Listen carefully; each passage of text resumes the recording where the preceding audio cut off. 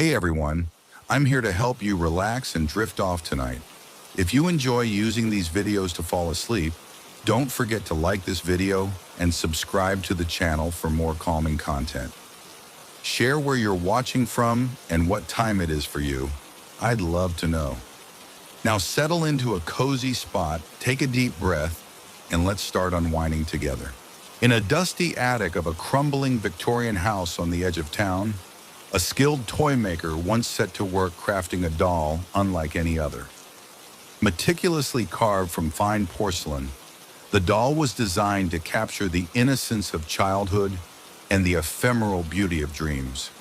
Its tiny painted eyes, though unseeing, seemed to glimmer with life. The toy maker imbued it with a peculiar charm, a subtle magic, as he later believed, that allowed the doll to absorb the essence of those who cherished it. In the quiet hours of the workshop, surrounded by scraps of lace and the gentle hum of a lullaby, the doll opened its first silent eyes to a world filled with promise. The toy maker named her Annabelle, a name that would echo through generations. Soon after her creation, Annabelle was given to a young girl named Lydia, whose laughter and tears filled the doll's porcelain heart with a warmth that belied its cold exterior. Unbeknownst to anyone, as Lydia cradled Annabelle night after night, the doll began to remember, a spark of memory, a trace of longing, an echo of love that would forever mark its soul. Lydia grew up in a modest household where every corner was steeped in the simple magic of rural life. In the garden behind the house, where wildflowers danced in the summer breeze and the scent of honeysuckle wove through the air, Lydia and Annabelle became inseparable companions. Together they shared whispered secrets and created elaborate fantasies, tales of faraway lands and enchanted kingdoms where the doll was a princess and Lydia her loyal friend and protector.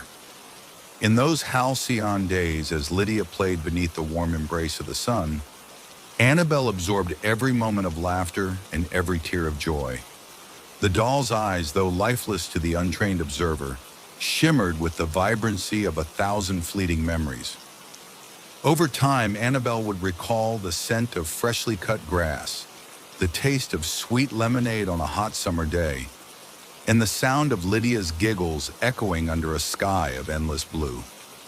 These impressions, soft and ephemeral, formed the foundation of the doll's uncanny ability to remember its past owners. Time, as it inevitably does, marched forward. Lydia grew into a graceful young woman, and eventually she was wed and moved away from the little house in the countryside. Annabelle, however, remained, a silent relic of a cherished childhood, left behind with all the memories of sunlit laughter and whispered secrets. In the years that followed, the doll changed hands several times. A doting grandmother cherished Annabelle as a reminder of her own youth. A lonely artist found solace in the doll's enigmatic gaze, convinced that it held the keys to hidden emotions. And a troubled teenager, searching for fragments of a past she couldn't remember, clung to the doll as if it were a lifeline. With every new owner, Annabelle absorbed fresh memories, each a unique brushstroke on the canvas of her porcelain soul. In the quiet moments of midnight, when the world was cloaked in darkness and dreams intermingled with reality, the doll would seem to come alive with soft, unspoken recollections. Sometimes a faint lullaby would escape from her painted lips. Other times her eyes would glisten as if touched by unshed tears. Those who knew of her strange allure whispered that the doll remembered not only the joys of the past, but also the sorrows that had burdened each heart that had ever held her. The doll's journey took a dramatic turn when it found its way into the care of the Blackwood estate, a sprawling mansion known for its opulent halls and dark history. The current mistress of the estate, Isabella Blackwood, was a woman of refined beauty and quiet melancholy, haunted by the loss of her beloved husband and estranged from her only child.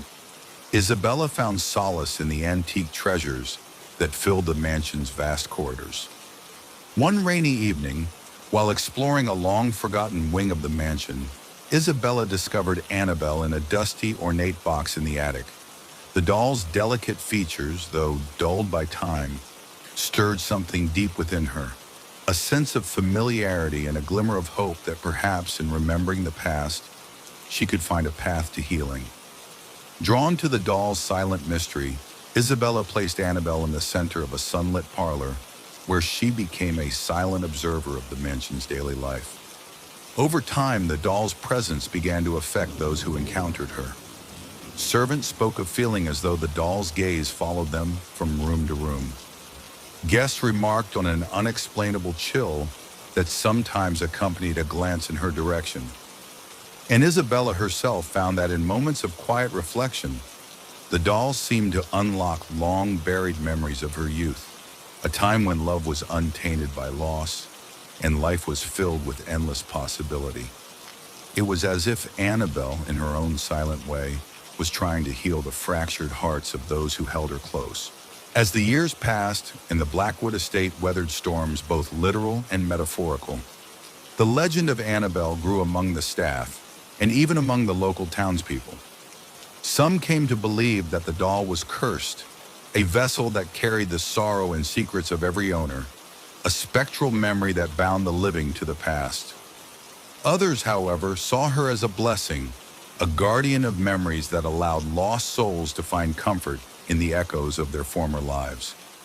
One stormy night, when lightning danced across the sky and thunder rumbled like a chorus of lamenting voices, strange occurrences began to manifest in the mansion. In the dead of night, a piano in the drawing room played a melancholy tune, as if guided by unseen hands. Footsteps echoed through empty corridors, and soft, distant laughter could be heard in the halls. Many suspected that the restless spirit of a past owner was wandering the estate, but those who knew of Annabelle whispered that it was the doll herself, reliving the echoes of her many lives. Isabella, torn between fear and fascination, confided in a trusted family friend, a renowned medium named Madame Delacroix. The medium, with eyes that seemed to see beyond the veil of the living, explained that Annabelle was neither entirely cursed nor blessed.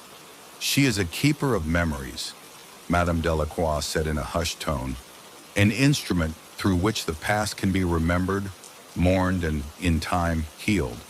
But the burden of memory is a heavy one, and not all souls are prepared to bear it." Haunted by Madame Delacroix's words, Isabella began to search for a way to understand the true nature of Annabelle's power. She scoured the mansion's archives and delved into the history of the doll, uncovering scattered references in old letters, diaries, and even local folklore. One particularly fragile letter, written in the elegant hand of a distant relative, recounted a tale from nearly 2 centuries ago. According to the letter, the doll had been created by a grieving craftsman who had lost his only daughter. In his despair, he had infused the doll with a piece of his own soul, hoping that it would one day serve as a repository of lost memories, a way to keep the essence of his daughter alive, even after death had claimed her. Over time, as the doll passed from one family to the next, it absorbed the emotions and experiences of each owner, becoming a silent witness to the passage of time and the enduring power of memory. Isabella, moved by the tragic beauty of the story, wondered whether the doll could somehow be a conduit for healing, a bridge between the sorrow of the past and the hope of a future unburdened by regret. She resolved to use Annabelle not as an object of fear, but as a means to help those who suffered in silence to reclaim their forgotten joys. Inspired by her newfound resolve, Isabella invited members of the household and local townspeople to a special evening in the grand parlor of the Blackwood estate. By candlelight, with the storm raging outside as a fitting backdrop, they gathered to share stories of love, loss, and the moments that had defined their lives.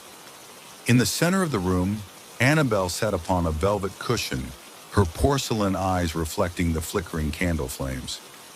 One by one, the guests recounted their memories, tales of cherished moments, of hearts broken and mended, of laughter that echoed in happier times. As they spoke, A subtle change seemed to pass over Annabelle. The doll's expression, if such a thing could be said of cold porcelain, softened as if touched by the collective warmth of shared experience. For many, it was as though the doll was listening, absorbing their words and offering them solace in return. The gathering proved cathartic.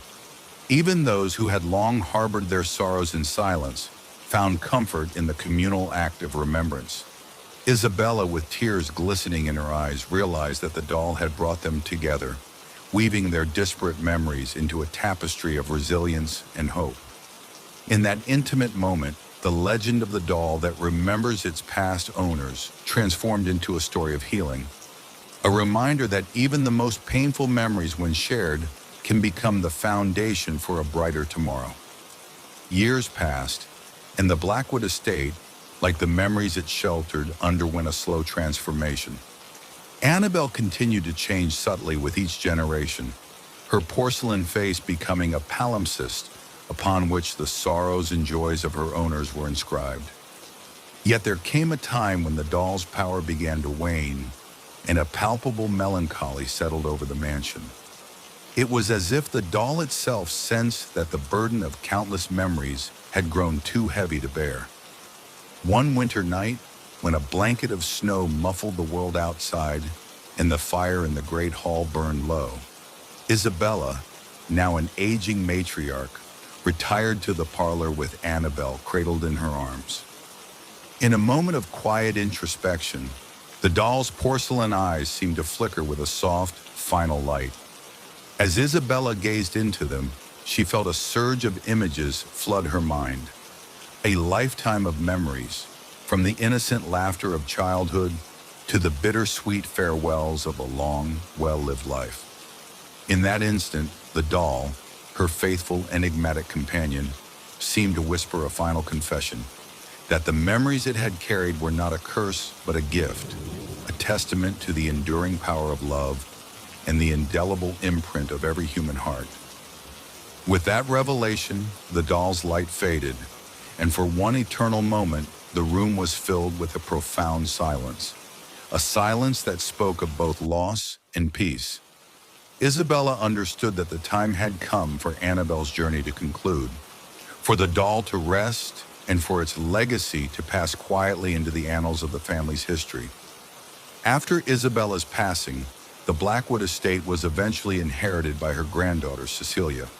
Though Cecilia had grown up hearing the legend of the doll that remembers its past owners, she had always viewed it with a mixture of reverence and apprehension. Yet upon discovering Annabelle in a dusty chest in the attic, Cecilia felt a stirring in her soul, a recognition that the doll's legacy was intertwined with her own story.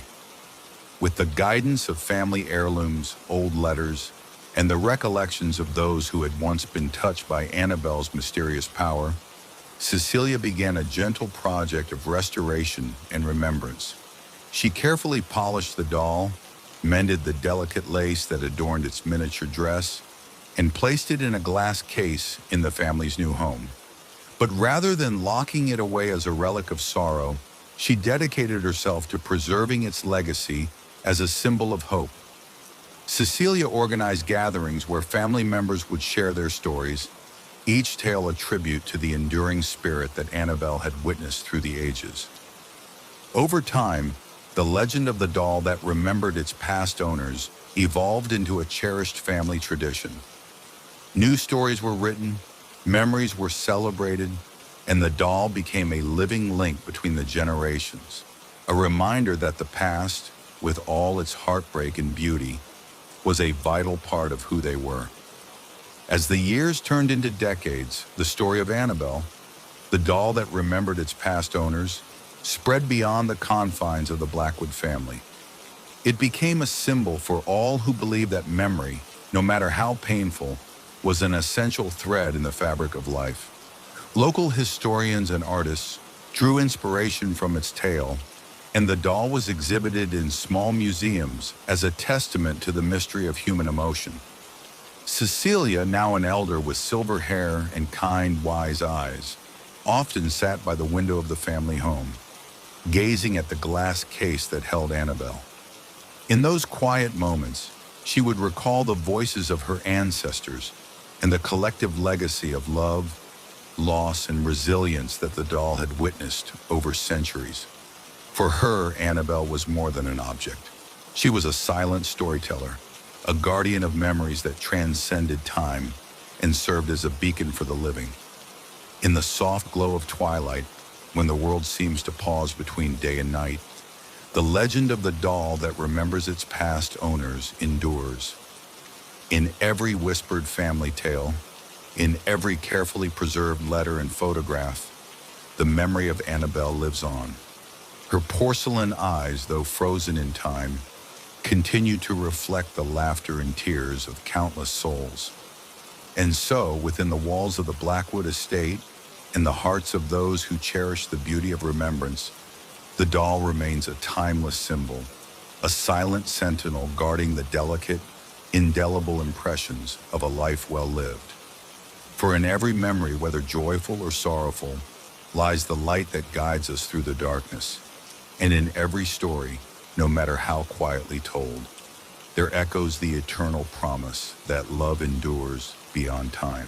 Evelyn Moreau first encountered the mirror on a cold winter morning when a creaking letter arrived at her modest apartment in a bustling city. The letter, written in a delicate, looping script, informed her that she had inherited an estate from a distant relative she barely remembered. Among the belongings was a small, locked chest, which once opened, revealed the mirror. Its surface was etched with intricate, almost hypnotic patterns that seemed to ripple when touched by light. Intrigued yet apprehensive, Evelyn carried the mirror back to her new home, a grand but dust-laden mansion filled with relics of the past. In the quiet solitude of the mansion's drawing room, she hung the mirror on a wall behind an ornate velvet curtain. That evening, as the sun dipped below the horizon, Evelyn caught a fleeting glimpse of something unusual in its reflection. Not her own face, but the vague outline of a stranger in a shifting landscape that defied the room's familiar decor. With a shudder, she dismissed it as fatigue, or perhaps an overactive imagination sparked by the mansion's eerie silence. Over the next several nights, strange occurrences began to plague Evelyn's every waking moment. It started subtly. A door that should have been closed was ajar. An old portrait appeared to have shifted its gaze. But soon the disturbances grew more unsettling. While sitting before the mirror in her study one evening, Evelyn noticed that the reflection behind her did not match reality. Instead of the orderly, book-lined room, she saw a surreal version. The walls seemed to melt into swirling patterns, and the chandelier overhead flickered with an otherworldly glow. At first, she convinced herself that her eyes were deceiving her, that the mirror's tarnished surface played tricks with the light. But the phenomenon persisted. When she turned to face the mirror, the distortion only grew. An impossible landscape of twisting corridors and ghostly figures dancing in the periphery.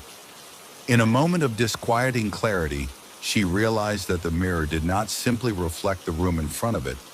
It somehow revealed a hidden world behind her, a world that defied reason and challenged the boundaries between dream and reality.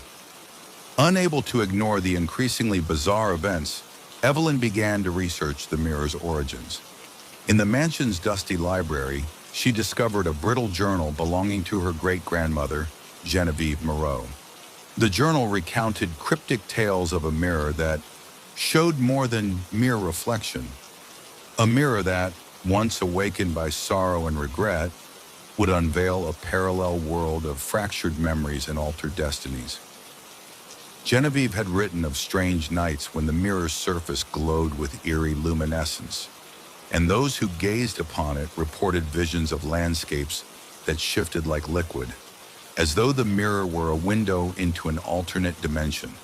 The journal spoke of a fabled rite of unveiling, a ritual performed on nights when the moon was full and silver, believed to grant the viewer the power to traverse the boundary between the known world and the realm behind the mirror. According to the writings, however, the journey was perilous. Those who attempted to cross over risked not only losing themselves, but also altering the fabric of reality behind them. Evelyn, whose life had been marked by loss and longing, felt a deep, inexplicable pull toward that other side. Could the mirror hold the key to understanding her own buried regrets? Was it possible that the distorted world within the glass might offer answers, or perhaps even a chance to rewrite a painful past? After weeks of sleepless nights and feverish research, Evelyn resolved to perform the rite of unveiling. On a crisp, moonlit night, she prepared a small makeshift altar in the center of her drawing room. Arranged carefully on a worn wooden table were a handful of personal relics, an old locket containing a faded photograph of her late husband, a pressed flower from the garden where they had once strolled, and a single candle whose flame she hoped would guide her through the darkness. Clad in a simple black dress and with determination etched on her face, Evelyn lit the candle. She then stood before the mirror and recited the incantation detailed in her great-grandmother's journal, a prayer meant to peel back the veil between worlds. As the final syllables left her lips, the mirror shuddered. The glass began to ripple like the surface of a disturbed pond, and the room around her seemed to fade into a blur. In that breathless moment, Evelyn's vision was overtaken by a cascade of images, a vast alien landscape where the sky burned with unnatural colors, twisted, towering structures that defied gravity, and spectral figures that moved as if in slow motion. The reflection behind her was no longer the comforting familiarity of her drawing room, but a vivid, unsettling panorama of a world that was both beguiling and terrifying. For what felt like an eternity, Evelyn stood frozen, caught between two realities. The mirror's surface shimmered and pulsed with an eerie light, beckoning her to step forward. The journal had warned her that crossing the threshold was irreversible, that once you allowed the mirror to absorb your essence, you would be forever changed. With her heart pounding and her mind a whirlwind of fear and anticipation, Evelyn took a tentative step toward the mirror. In an instant, the world around her shifted. She no longer stood in the familiar confines of her drawing room. Instead, she found herself on a narrow stone pathway, winding through an otherworldly landscape. The air was crisp and filled with the scent of damp earth and distant rain. Behind her, the portal, the mirror, had vanished, leaving her stranded in this strange, distorted realm. The landscape was surreal. The sky swirled with hues of indigo and crimson, and the horizon stretched into impossibly twisted silhouettes of trees and crumbling structures. Each step echoed in the stillness, a reminder that she had left behind the safety of her former life. Though fear gripped her, Evelyn could not help but be fascinated by the sheer beauty and melancholic majesty of the world before her. Evelyn began her journey along the winding path, each step carrying her deeper into the realm that the mirror had revealed. This world was governed by its own logic, a place where time was fluid, and memories of the past seemed to materialize in unexpected forms. Ghostly apparitions of figures from her own life, both familiar and unknown, drifted along the edges of her vision. At times, she heard echoes of laughter, whispered conversations, and sorrowful laments that seemed to emanate from the very air. As she wandered, she encountered strange, distorted versions of the natural world. A river, its waters shimmering with an ethereal light, wound its way through a forest of gnarled, twisted trees. The trees themselves appeared almost sentient, their bark etched with symbols that glowed faintly in the dim light. It was as if the memories of every life that had ever touched this land were etched into the very fabric of the landscape. In one particularly haunting scene, Evelyn reached a clearing where a small group of figures sat in silent communion around a flickering fire. Their faces were obscured by shadow, but their eyes shone with an inner light that spoke of sorrow and hope intermingled. One of the figures, a woman with hair like spun silver, turned toward Evelyn as if acknowledging her presence. "You have come," she whispered in a voice that resonated like a long-forgotten melody. "Welcome to the land of fractured memories. Here, every sorrow is a lesson, and every joy a beacon in the darkness. The mysterious woman introduced herself as Amara, a guide for those who had crossed the threshold from the known world. Amara explained that the realm behind the mirror was a place where memories, both bitter and sweet, converge into a singular tapestry. This world is born from the remnants of every thought, every emotion, every life that has ever been, she said softly. It is not governed by logic, but by the heart's deepest longings. Amara took Evelyn by the hand and led her along a path lined with luminescent stones. As they walked, Amara shared stories of those who had come before, souls seeking redemption, closure, or simply the chance to understand the tapestry of their own lives. She explained that the mirror had a unique power. It did not simply distort reality, but it revealed hidden truths about the viewer's inner self. For every person who gazed into its surface, the mirror displayed a world shaped by their own memories and regrets, a reflection of the soul's unspoken desires. Amara then presented Evelyn with a small, intricately carved pendant, a gift said to protect one's identity in this fluid realm. Keep this close, Amara advised. It is your anchor to the world you left behind. Should you ever wish to return, let its light guide you back to your true self. Armed with Amara's guidance and the protective pendant, Evelyn journeyed deeper into the mysterious realm. The path grew increasingly surreal, the scenery shifting with the cadence of her own emotions. At times, the landscape was awash with the vibrant hues of remembered joy, a field of wildflowers that echoed the laughter of a long-lost summer.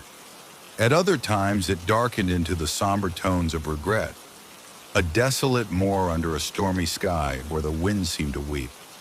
During one harrowing encounter, Evelyn found herself standing before a towering wall of mist. From within the swirling fog, anguished cries rose in a discordant chorus, each sound a fragment of a memory too painful to face. For a moment, she felt paralyzed by the weight of sorrow, her mind teetering on the brink of despair. But as the pendant's soft glow pulsed in her hand, she summoned the strength to confront the wall. With Amara's gentle encouragement, she stepped forward, each step forcing her to recall and accept the heartbreaks of her past, the losses, the mistakes, and the moments when hope had flickered but never died. In that pivotal moment, the wall of mist dissolved, revealing a vast reflective pool. In its still surface, Evelyn saw her face, not as she was now, but as a composite of every memory she had ever carried. Tears streamed down her cheeks as she recognized that the sorrow and beauty of her life were inextricably intertwined, each loss a testament to her resilience, and every joy a spark that had lit her darkest hours. The journey through the realm behind the mirror was not without its moments of wonder. As Evelyn traversed landscapes sculpted by memory, she began to encounter fragments of hope scattered amidst the sorrow. In a secluded grove, she discovered a mirror-like lake that reflected not the distorted world around her, but a vision of what could have been, a life filled with unburdened laughter, unspoiled love, and boundless possibility. This vision, though ephemeral, stirred something deep within her, a longing for redemption and a quiet belief that even the most fractured soul could be made whole. Evelyn spent several days in quiet contemplation by the lake, jotting down her thoughts in her journal and weaving the threads of her experience into a tapestry of introspection. With Amara's counsel echoing in her mind, she came to understand that the mirror's distortion was not an act of malice, but a reflection of the human condition, that life is a mosaic of imperfect moments, each one a stepping stone toward growth and understanding. Through her journey, Evelyn began to embrace the entirety of her past, the painful memories that had once threatened to overwhelm her, and the joyful recollections that had given her life meaning. In accepting the full spectrum of her experiences, she felt a liberation she had never known before, a release from the shackles of regret and an opening toward a future where every memory was cherished, not as a weight, but as a guiding star. After what felt like an eternity of wandering through the realm behind the mirror, Evelyn sensed that the time had come to make a choice: to remain in this strange world of distorted memories, or to attempt the journey back to the life she once knew. Standing at a crossroads, a narrow path leading toward a radiant, beckoning light, and another fading into the gentle darkness, she hesitated, knowing that the decision would define her very essence. Amara appeared once more, her serene expression filled with quiet encouragement. "The path you choose now will not erase what you have learned," she whispered. "Both worlds are woven into the fabric of your soul. To return is not to leave behind your memories, but to carry them with you into a new dawn." With a heart trembling with both fear and hope, Evelyn clutched the pendant tightly and stepped toward the radiant light. As she moved forward, the world around her shimmered, and the ethereal landscape began to dissolve like morning mist. In that final, bittersweet moment, she felt as if she were being gently lifted, her essence pulled back through the threshold of the mirror. And then, with a soft rush of wind and a fleeting burst of color, she awoke. Evelyn found herself lying in her familiar drawing room, the early light of dawn filtering through lace curtains. The mirror that had once hung on the wall was now ordinary in appearance, a simple, unassuming piece of reflective glass. Yet within its depths, she knew, lay the memories of a journey that had forever changed her. The distorted realm of the mirror had taught her that every moment, every sorrow, and every spark of joy was an integral part of who she was. In the days that followed, Evelyn began to share her story with those who would listen. She wrote essays and recorded her experiences in a series of journals that would later become a cherished manuscript for generations to come. Her tale, woven with themes of loss, hope, and the resilience of the human spirit, resonated with many who had long been burdened by regret. In quiet gatherings at the local library and intimate fireside chats in the village square, her words offered solace, a reminder that our memories, no matter how painful, are the beacons that light our path toward growth and healing. Years later, as the seasons turned and Evelyn's hair silvered with time, the legend of the mirror that distorts the world behind the viewer became a subtle but enduring part of local lore. In her twilight years, Evelyn often sat in her favorite armchair, gazing thoughtfully at the mirror that once revealed a realm of twisted memories and untold truths. Though it appeared no different from any ordinary mirror to the casual eye, those who looked into it with a knowing heart might still catch a fleeting glimpse of the distorted world that lay behind. A gentle reminder of the journey she had taken and the lessons she had learned. The mirror, like life itself, remained a symbol of impermanence and transformation. A reminder that the truths we seek are often hidden in the spaces between light and shadow. And so in every reflective surface, in every quiet moment of introspection, the echoes of that otherworldly realm endured, whispering softly that every memory, every sorrow, and every hope was forever intertwined in the tapestry of our lives. For as long as the people of the remote village of Ebonvale could remember, there had been talk of a river that flowed silently at the edge of the cursed moorlands. The villagers spoke in hushed tones of its origin, a tale woven with sorrow and mystery. According to lore, the river was born from the tears of a grieving deity, its waters a constant testament to every heartache ever endured. On misty evenings, when twilight surrendered to a star-strewn sky, an eerie chorus of wails and whispers could be heard emanating from the river's direction. These voices, some claimed, were the anguished cries of souls trapped between life and death, pleading for solace. Young Alaric, a sensitive dreamer with a soul burdened by personal loss, had grown up listening to these legends. He often found himself drawn to the rugged banks of the nearby creek, where the gentle burble of water mingled with the distant, mournful keening of the river of lament. Unlike the other villagers who feared its sorrowful call, Alaric was compelled to seek answers. What if, he wondered, the river held not only the echoes of despair, but also the key to healing old wounds. And so, with a heart heavy yet hopeful, he vowed to follow its course into the unknown. One overcast morning, when the mist curled around the ancient pines like spectral fingers, Alaric set out on his quest. He packed a modest satchel with essentials, a leather-bound journal, a small compass whose needle spun mysteriously when near the river, and a faded photograph of his long-lost sister, whose absence had left an unhealed scar upon his heart. As he left Ebonvale behind, the landscape transformed from well-trodden paths and familiar fields into a wild expanse of bracken and moss. The further he walked, the more he felt the pull of something intangible. A whisper carried on the wind, urging him onward. The road soon gave way to a narrow trail that slithered through a dense forest. Here the trees stood like silent sentinels, their gnarled limbs heavy with dew. The light was dim, filtered through layers of fog, and every sound, the crunch of leaves underfoot, the distant call of a night bird, seemed amplified in the quiet solitude. Alaric's heart beat faster as he sensed that he was nearing the river's domain, a realm where the boundaries between the living and the lost blurred. After several days of arduous travel, Alaric emerged from the forest onto a windswept plain. There in the distance, he saw the River of Lament. It flowed like a ribbon of darkness, its surface rippling with an otherworldly luminescence.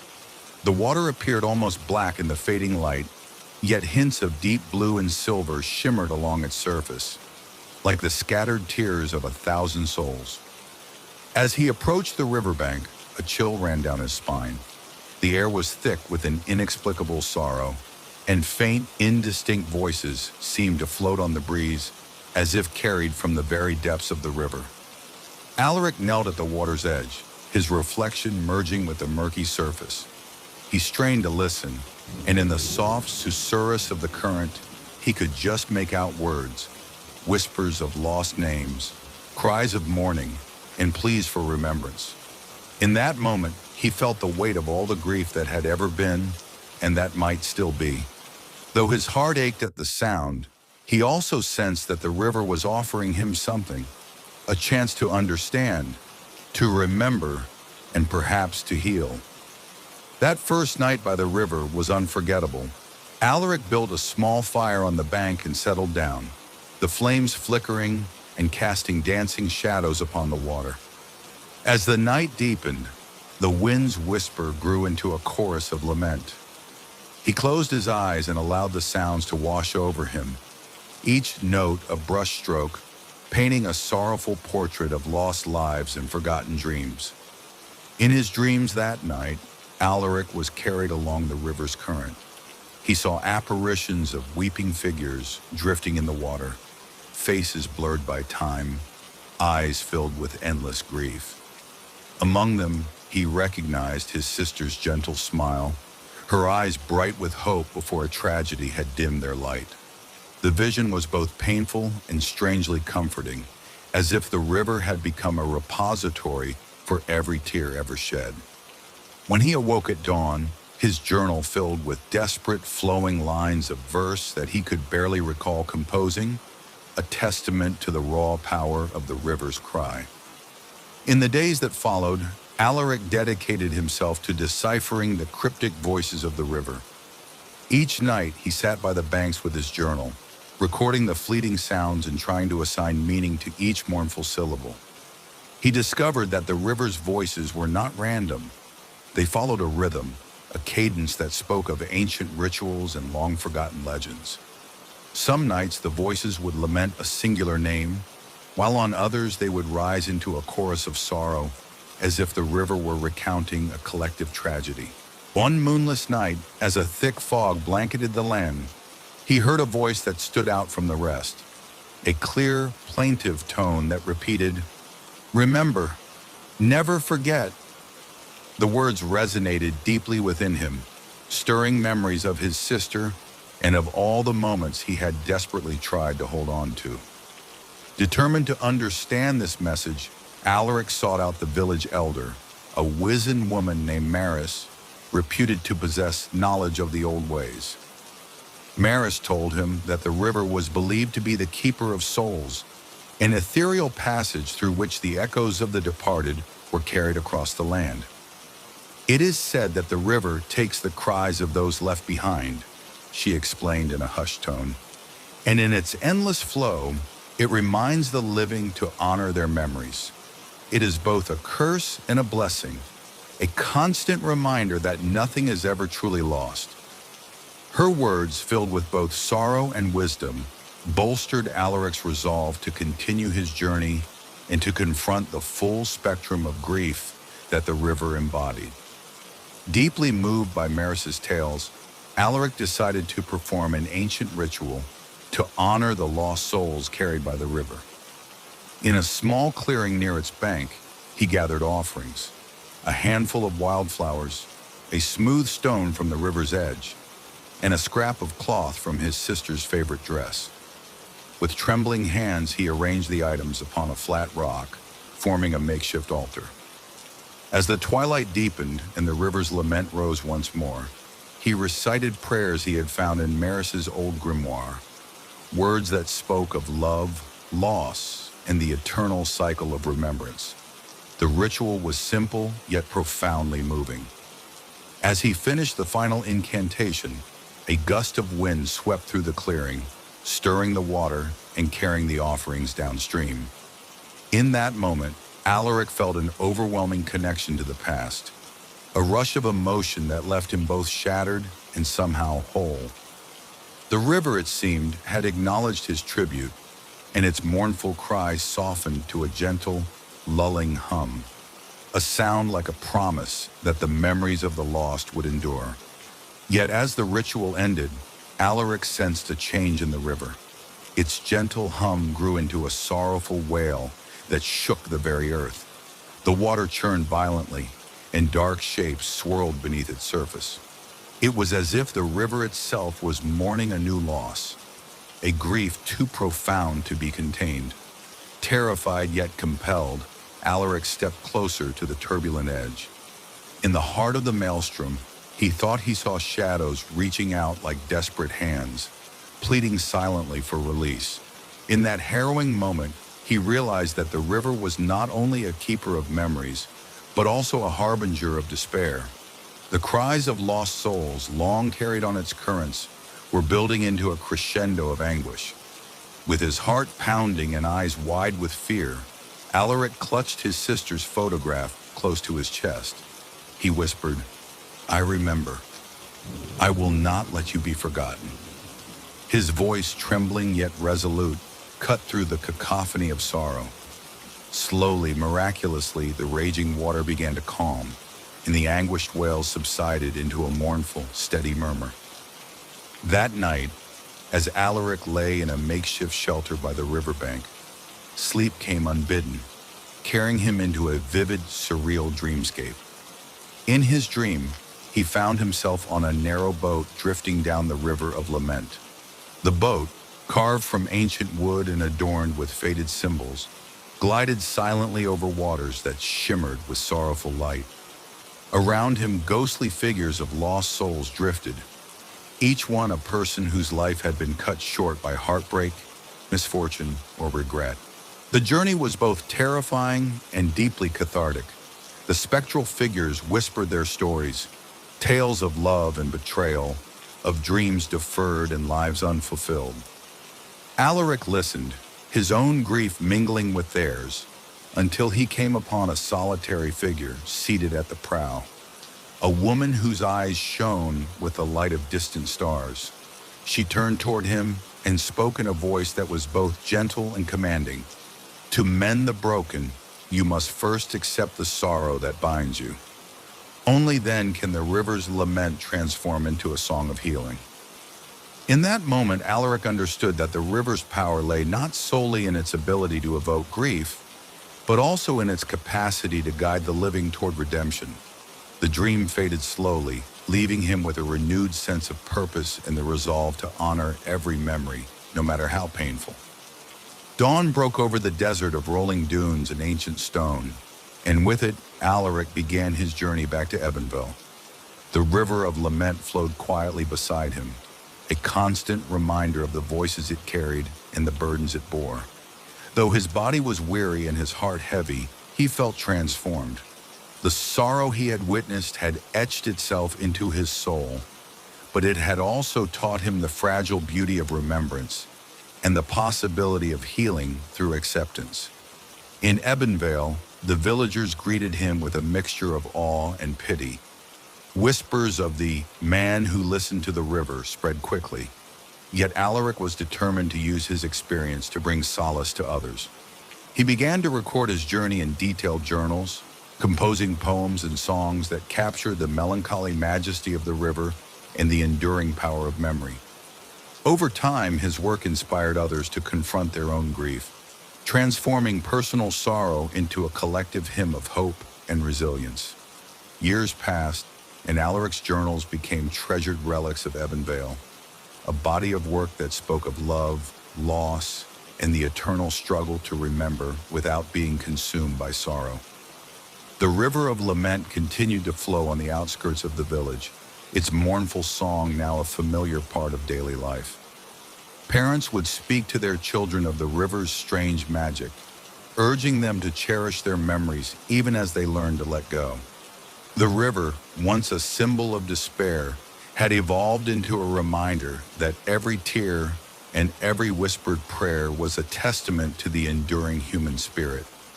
Alaric himself grew into an elder, his eyes deep with the wisdom of a man who had embraced both the darkness and the light of his past. On quiet evenings, as he sat by the river's edge and listened to its soft murmur, he would recall the faces of those lost souls and the promise that they had imparted, a promise that no memory, no matter how sorrowful, would ever truly fade away. In the gentle twilight of many autumns to come, when the sky burned with hues of amber and the wind whispered across ancient fields, the legend of the River of Lament endured. Travelers from distant lands would come to Ebenville to witness its quiet majesty and to listen to the mournful strains that rose from its depths, a song of lost souls, a hymn of healing, and a timeless reminder of life's bittersweet fragility. For in the flow of that dark river lay the echoes of every sorrow, every moment of longing, and every heart that had dared to remember. And as the river carried the cries of the lost to distant horizons, its eternal song continued to remind all who listened that even in grief there is beauty, and in every tear there is the seed of hope. In the oasis town of Zahara, where date palms sway gently in the heat and water is as precious as hope, elders gather each evening beneath the fading light to share old legends. One such tale, the story of the ship that sails on sand, captivates the young and old alike. They speak of its ghostly glow under a harvest moon, of its creaking timbers and echoing calls that mingle with the desert's mournful winds. The story is told in hushed, reverent tones, a ship that appears only for those burdened by sorrow, destined to traverse the barren dunes until their regrets are laid to rest. Among those listeners is Sammy, a solitary wanderer whose eyes hold both determination and hidden grief, and who has long felt that fate has marked him for something beyond the ordinary. Sami had roamed the desert since youth, following the call of the dunes and seeking meaning in the mirages that danced on the horizon. He carried within him memories of loss, a love long faded, promises broken, and dreams turned to dust under the relentless sun. Yet it was the legend of the sandbound ship that ignited a quiet fire in his soul. Convinced that this mysterious vessel held the key to understanding his own destiny, he resolved to search for it, guided by the old nomad's words and the subtle pull of the desert's secret heart. One sultry evening, as the sun dipped low and painted the dunes in hues of gold and crimson, Sammy set out from Zahara with little more than a leather satchel, a weathered journal, and a heart full of questions. The desert, with its vast silence and shifting sands, seemed to murmur promises of revelations hidden within its undulating waves. For days, Sammy trekked over scorching plains and through labyrinths of towering dunes. The desert tested his resolve with blistering heat, sudden sandstorms, and nights so cold they numbed his very spirit. Yet every night, as he lay under a canopy of glittering stars, he would awaken with a sense of anticipation, as if the desert itself were conspiring to reveal its deepest secrets. During his journey, he encountered remnants of ancient civilizations, crumbling ruins half swallowed by the sands, faded inscriptions on weathered stones, and mysterious symbols etched into rock faces. Each discovery wove together the tapestry of an age-old mystery, a time when magic ruled the lands and a ship sailed freely upon the shimmering sea of sand. As the days turned into a week, the heat of the desert began to blur the edges of reality. Sammy found himself lost in mirages, rippling visions of water that evaporated upon approach, ghostly figures emerging from the haze, and fragments of memories that were not entirely his own.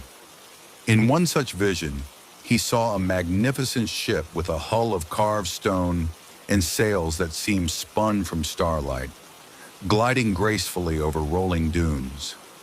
In that moment, his heart ached with a bittersweet recognition, a sense that this vision held the key to his long-buried sorrows and unfulfilled hopes. The mirages, however, were not mere tricks of the light. They spoke to him in a language beyond words, a silent invitation to follow the ethereal glow that had begun to guide him deeper into the desert's heart. With each step, he felt the presence of the ship drawing nearer, as though destiny itself were leading him along a path only visible to those marked by loss. One night, beneath a moonless sky that shrouded the desert in darkness, Sammy's weary eyes caught a glimmer on the horizon, a faint, otherworldly light that danced atop the undulating dunes. His heart quickened as he approached, and soon he found himself standing before a breathtaking sight. A ship, vast and enigmatic, its outline outlined by a pale, spectral glow. The vessel, though built in the shape of an ancient seafaring galleon, floated effortlessly atop the sand, as if the desert were a vast, shimmering ocean. Its hull was adorned with intricate carvings that told stories of forgotten legends, and its mast soared high, bearing sails that billowed in the desert wind, like ghosts of a long-lost era. Sammy stood transfixed by the sight. The ship's silent majesty seemed to whisper of destiny, of journeys taken and memories left behind. Yet there was an undeniable melancholy in its beauty, a sense that the vessel carried a burden too heavy for mortal hearts. With trembling resolve, Sammy stepped forward. The air around the ship was charged with a strange energy, and as he drew near, a narrow gangway of weathered wood appeared, stretching from the sand to the ship's weathered deck. It was as though the ship had prepared a passage just for him. Heart pounding, he climbed the gangway, each step echoing like a heartbeat in the silent night. On board, the ship was a realm suspended between the tangible and the spectral.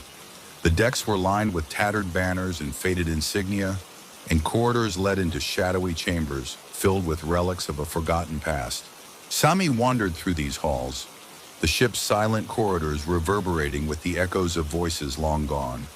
He discovered a captain's cabin, its walls adorned with maps of strange, shifting lands and cryptic notes scrawled in an ancient hand. In one corner, a dusty logbook lay open, its pages filled with accounts of voyages across deserts instead of seas, of souls lost to fate and journeys undertaken in the pursuit of redemption. Each discovery filled him with both awe and sorrow.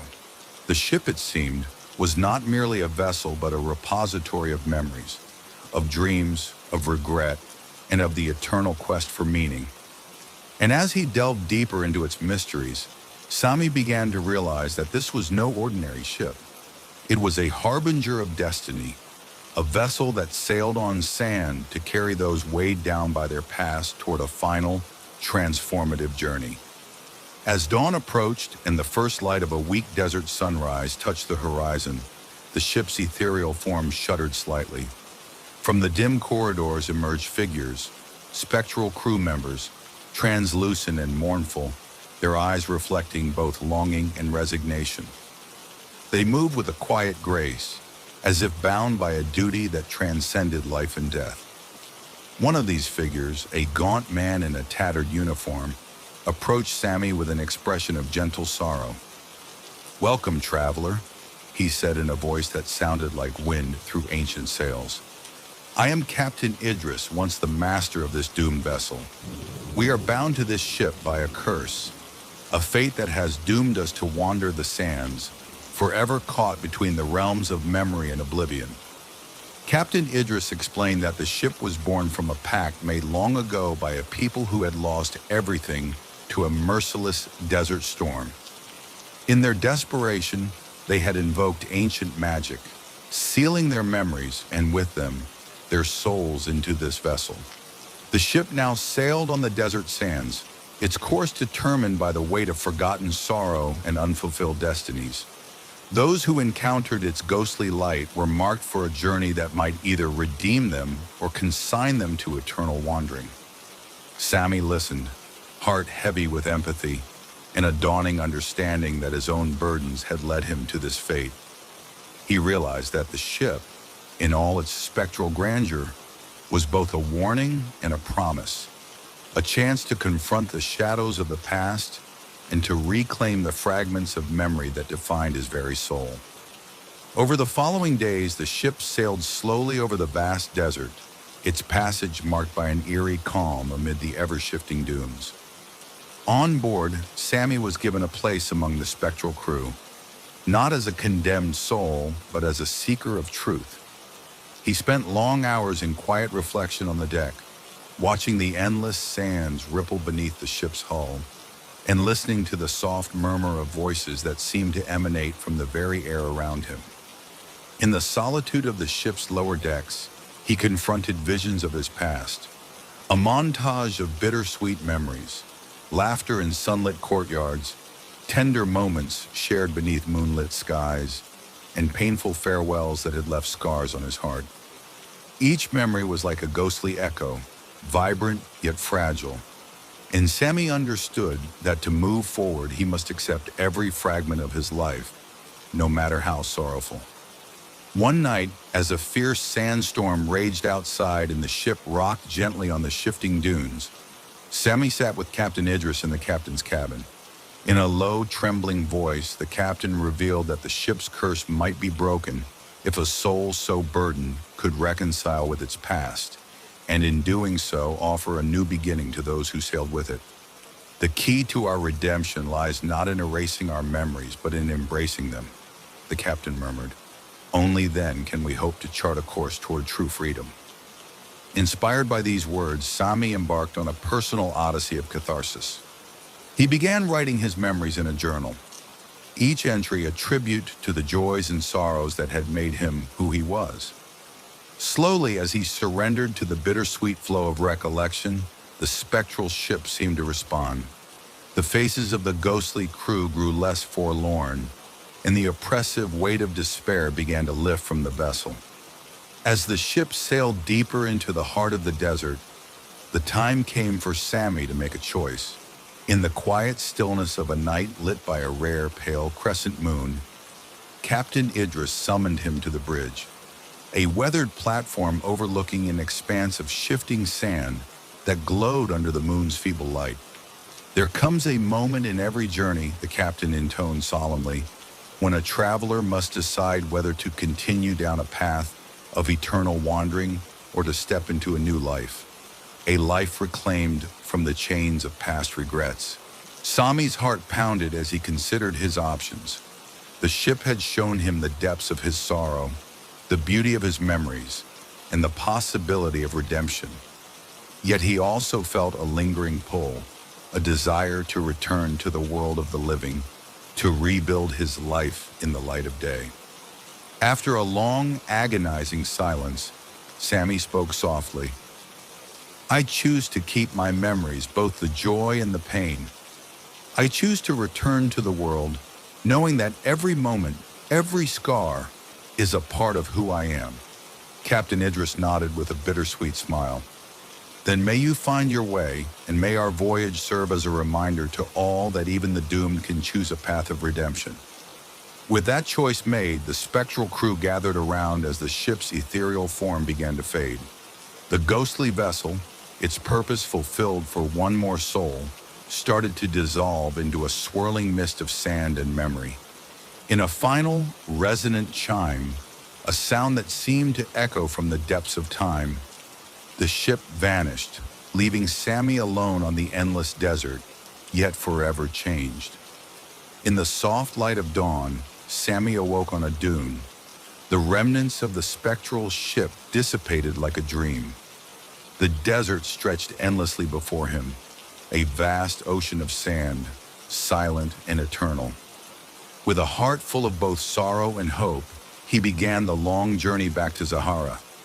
Each step on the scorching sand felt lighter than before, as if the burden of his past had been transmuted into the strength to move forward.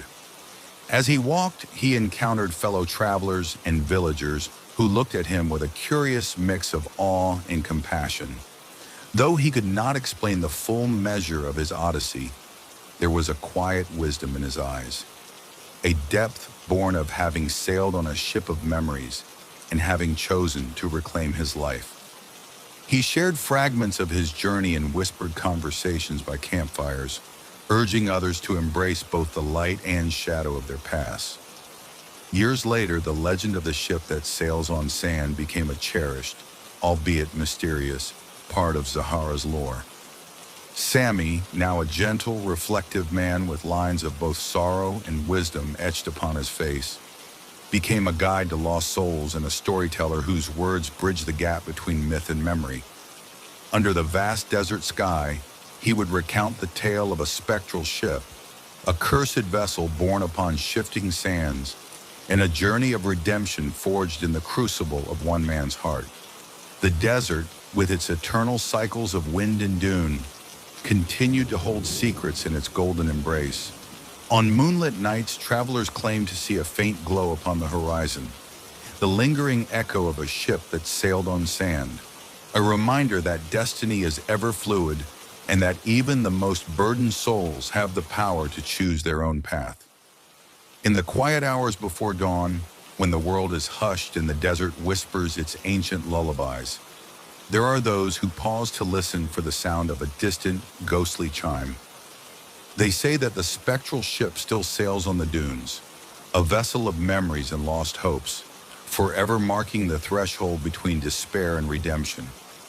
Its legend endures as a timeless parable, a reminder that our past, with all its light and shadow, is the very fabric of our being, and that even in the face of doom, the courage to embrace who we are can lead us toward a new beginning. And so, beneath the vast expanse of starlit sand and the ever-watchful gaze of the desert, the story of the ship that sails on sand lives on, a haunting, beautiful testament to the resilience of the human spirit and the eternal voyage toward self-discovery. Evelyn Marston had always possessed a curious heart. Growing up in the sleepy town of Woodvale, she spent her childhood exploring cobbled streets and forgotten trails, collecting secrets like treasured relics. One rainy afternoon, while rummaging through her late grandfather's attic, she discovered a tattered map hidden within the pages of an old journal. The map, marked with faded ink and cryptic symbols, depicted a route leading deep into the forest beyond Woodvale, a route culminating at a place labeled only as the Vanishing Threshold. Intrigued, Evelyn spent sleepless nights poring over the map and the journal's entries, which recounted strange encounters with a door that appeared in unexpected places and then disappeared once opened.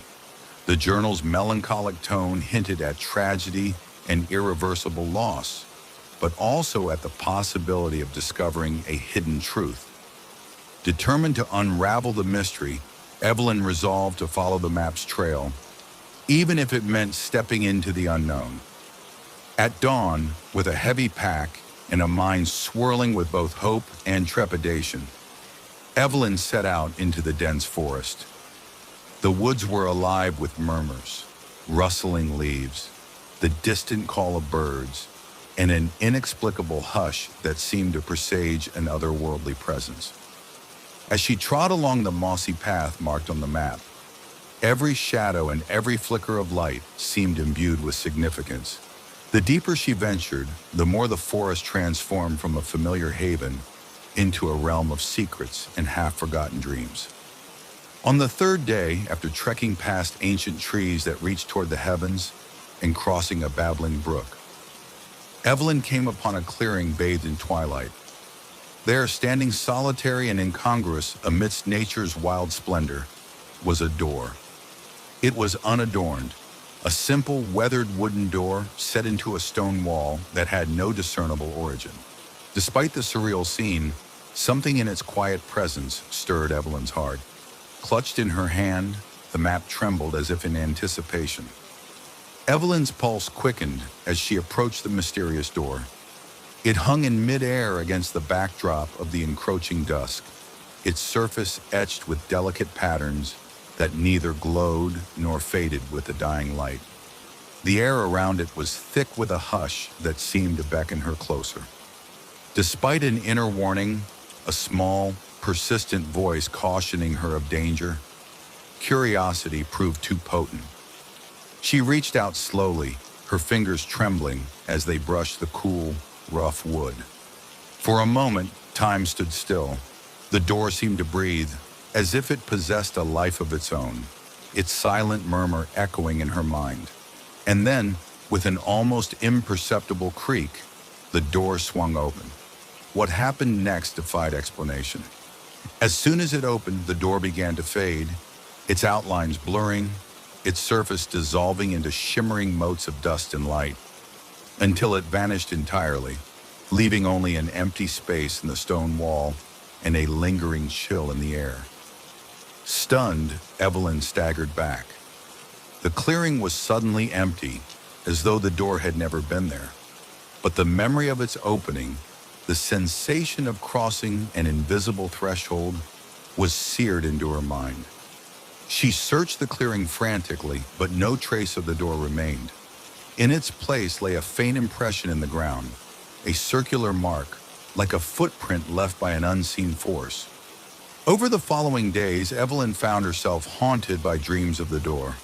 In these visions, she would see glimpses of a strange world beyond, an endless corridor of shifting light and shadow, echoing with voices that whispered of regrets and promises, of paths chosen and opportunities lost. The dreams were bittersweet, imbued with both sorrow and the tantalizing possibility of understanding her own destiny. Determined to make sense of her experience, Evelyn returned to Woodvale, her mind now burdened with questions and an unyielding desire to know more. She delved into her grandfather's journals and the dusty records of the town's history, seeking clues about the mysterious door. In the quiet corners of the village library, she uncovered references to an ancient legend, stories passed down through generations about a door that appeared on fateful nights to those burdened with sorrow and unfulfilled longing. According to the legend, the door was a threshold to another realm, a place where memories could be locked away, secrets could be hidden, and the weight of regret could be lifted. But it was also said that once the door was opened, it would vanish forever, taking with it any chance to return. Some believed it was a portal to redemption, while others warned that crossing it meant the irreversible loss of one's past, a price too high for any mortal soul to pay. Evelyn's research led her to an old folk tale about a young woman who had once faced the door, only to vanish without a trace. The tale was shrouded in mystery and despair, leaving her with a deep sense of foreboding. Yet it also ignited within her a fervent need to understand what lay beyond the door's ephemeral threshold. As the seasons turned and autumn's chill gave way to a bitter winter, Evelyn found herself at a crossroads. The memories of the vanished door and the cryptic legends haunted her daily life. She began to experience an inexplicable pull toward the forest once more, a desire to confront the unknown and perhaps find closure for the unanswered questions that tormented her. Friends and neighbors whispered about her relentless determination, some advising caution, others lamenting that she was chasing a ghost. Late at night, when the wind howled outside her window and shadows danced upon the walls of her modest home, Evelyn would reread her grandfather's journal. His words, written in a trembling hand, spoke of regret and the importance of memory. He had once written, "There are thresholds in life that, once crossed, erase the past forever. To open such a door is to forsake all that came before.